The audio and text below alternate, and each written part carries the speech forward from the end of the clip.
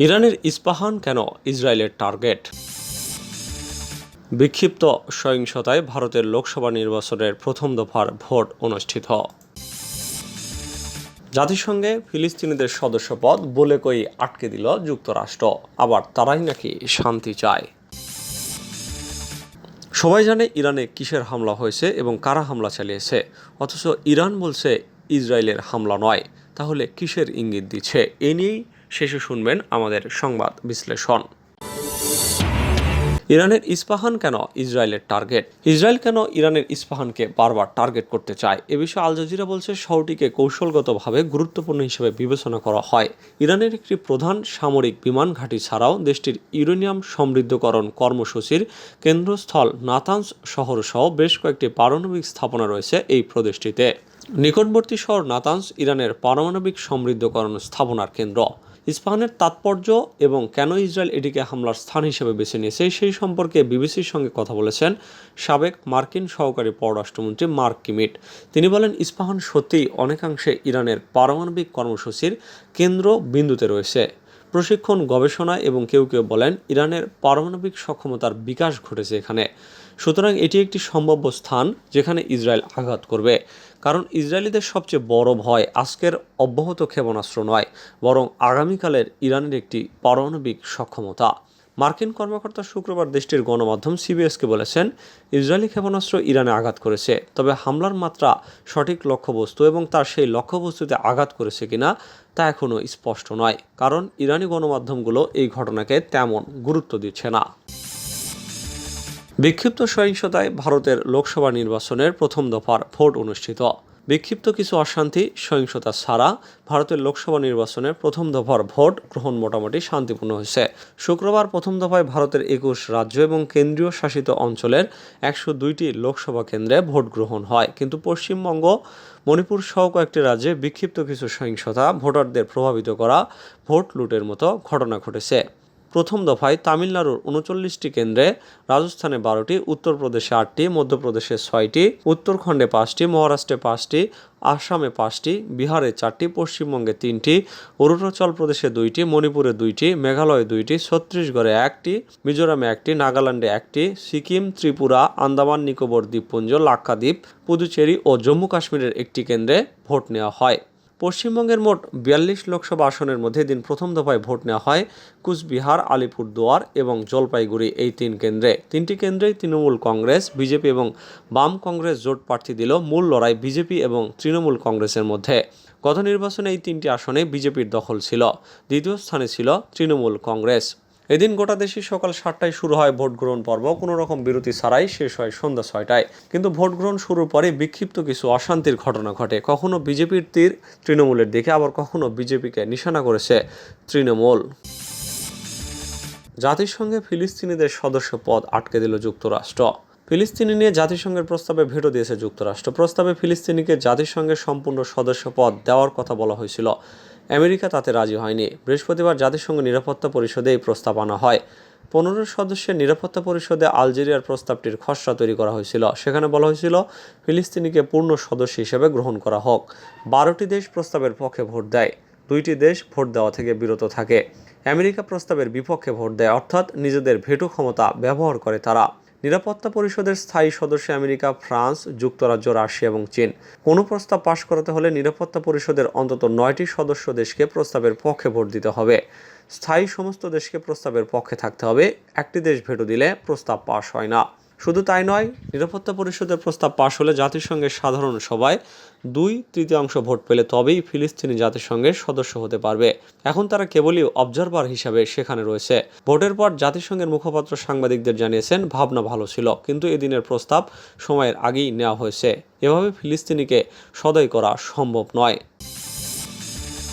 পাকিস্তানে 5 জাপানিকে লক্ষ্য করে আত্মঘাতী বোমা হামলা। পাকিস্তানের করাচিতে শুক্রবার 5 জাপানি নাগরিকের গাড়িকে লক্ষ্য করে আত্মঘাতী বোমা হামলা চালানো হয়েছে। এতে প্রাণ গেছে গাড়িতে থাকা নাগরিকদের। আত্মঘাতী হামলাকারীর সঙ্গে একজন বন্দুকধারীও ছিলেন। পুলিশ তাকে গুলি করে হত্যা করে।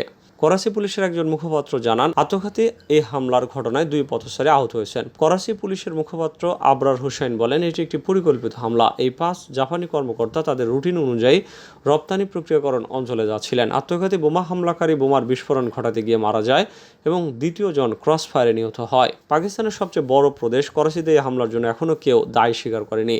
এদিকে দেশটির প্রেসিডেন্ট আসিফ আলী জারদারি এবং প্রধানমন্ত্রী শাহবাজ শরীফ এই ঘটনার নিন্দা জানিয়েছেন। এর আগে আত্মঘাতী হামলায় 5 শ্রমিক নিহত হওয়ার পরে মার্চে বেইজিং সংশ্লিষ্ট প্রকল্পে কর্মরত চীনা প্রকৌশলীদের নিরাপত্তা জোরদার করে পাকিস্তান। চীনা বিনিয়োগের মূল ভিত্তি হিসেবে বিবেচিত পাকিস্তানের দক্ষিণ পশ্চিম অঞ্চলে গোয়াদর বন্দরের কার্যালয়ে হামলা চালানোর চেষ্টাকালে নিরাপত্তা বাহিনী অন্তত 7 জঙ্গিকে হত্যা করার কয়েকদিন পর এই হামলা চালানো হলো। রুশ বোমারু বিমান ধ্বংস করল ইউক্রেন। রাশিয়ার একটি দূরপাল্লার বোমারু বিমান ধ্বংস করেছে ইউক্রেন। 2 বছরের বেশি সময় ধরে চলা যুদ্ধে এই প্রথম কোনো রুশ বিমান ধ্বংস করল ইউক্রেন। শুক্রবার এক প্রতিবেদনে এই তথ্য দিয়েছে বার্তা সংস্থা এএফপি।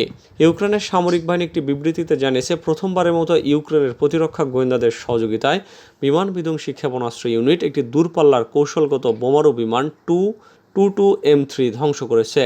এক এক্স পোস্টে ইউক্রেনের প্রতিরক্ষা মন্ত্রণালয় জানিয়েছে, ইউক্রেনীয় বিমান বাহিনী তাদের শত্রুর কৌশলগত বোমারু বিমান Tu-22M3কে গুলি করে ভূপাতিত করেছে। তাদের বিভিন্ন শহরে বিমানটি দিয়ে হামলা চালাচ্ছিল রাশিয়া। পোস্টে আরও বলা হয়েছে, তাদের যোদ্ধারা আরও একটি বিশাল হামলা প্রতিহত করেছে। তাদের আকাশসীমায় হামলা করা 29টি লক্ষ্যবস্তু ভূপাতিত করেছে। বিমান ধ্বংসের বিষয়টি নিশ্চিত করে রুশ কর্মকর্তারা বলেছেন, বিমান ঘাঁটিতে ফিরে যাওয়ার সময় দক্ষিণ স্টাভ্রোপোল অঞ্চলে বিধ্বস্ত হলে বিমানের এক ক্রু সদস্য নিহত হয়েছেন।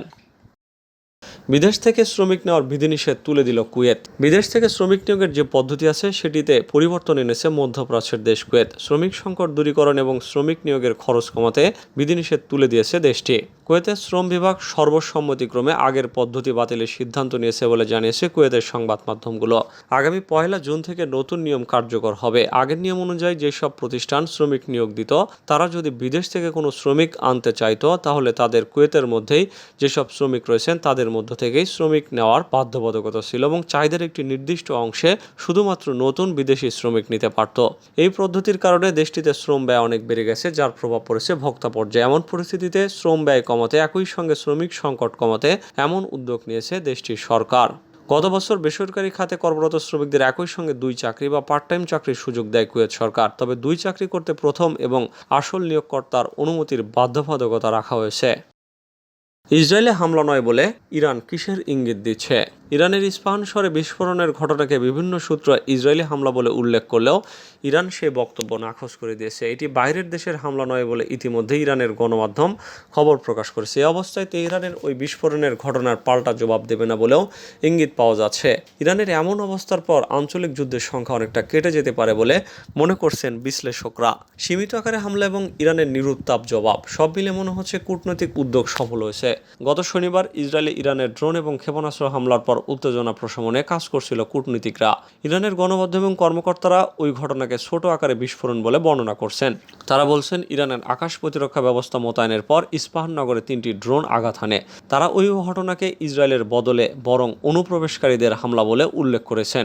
এর মাধ্যমে ইরানের পক্ষ থেকে পাল্টা জবাব না দেওয়ার ইঙ্গিত পাওয়া যাচ্ছে। ইরানের এক কর্মকর্তা বার্তা সংস্থা রয়টার্সকে বলেছেন, এই ঘটনার জন্য তাদের ইসরায়েলে হামলার কোনো পরিকল্পনা নেই। কর্মকর্তারা বলছেন, এই ঘটনায় বিদেশি সূত্রের জড়িত থাকার বিষয়টি নিশ্চিত নয়। আমরা বিদেশি হামলার বিষয়ে কোনো তথ্য পাইনি। হামলার চেয়ে অনুপ্রবেশের বিষয়টি আলোচনায় আসছে। ইসরায়েল এই ঘটনা সম্পর্কে এখনও কিছু বলেনি, তবে তারা আগে থেকে বলে আসছে তারা ইরানের গত শনিবারের হামলার জবাব দেওয়ার পরিকল্পনা করছে।